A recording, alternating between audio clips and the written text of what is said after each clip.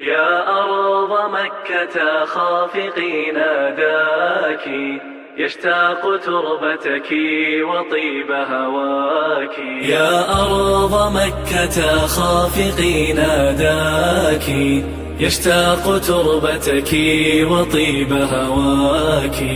يا أرض مكة. السلام علیکم ورحمۃ اللہ وبرکاتہ. بسم اللہ الرحمن الرحیم.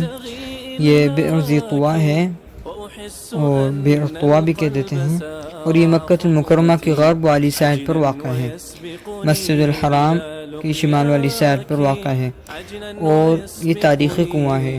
یہ کنواں وادی طویٰ میں واقع ہے، اور اس کی یہ تاریخ اس لیے ہے کیونکہ فتح مکہ سے پہلے آپ صلی اللہ علیہ وسلم نے رات یہاں گزاری تھی صحابہ کرام کے ساتھ، اور یہاں غسل بھی فرمایا تھا آپ صلی اللہ علیہ وسلم نے، اور جو ہے یہاں نماز بھی پڑھی تھی.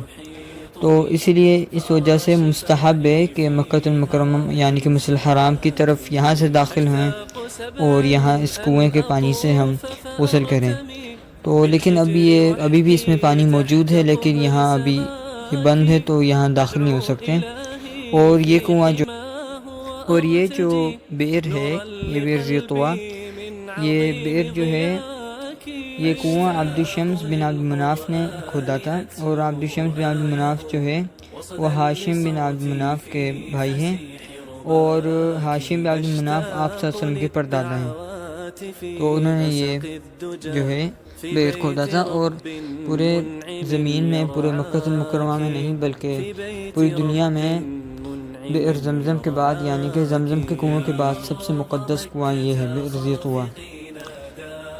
تو یہ جیسا کہ آپ تصویر دیکھ رہے ہیں اپنی اسکرین پر، یہ اس حالت میں ہے اندر، اور مسجد الحرام سے قریب ہے، لیکن کیونکہ اس زمانے میں آبادی کم تھی تو اسی لیے اسے مکہ المکرمہ کا باہر والا نام دیا گیا تھا کہ باہر ہی ہے مکہ المکرمہ سے.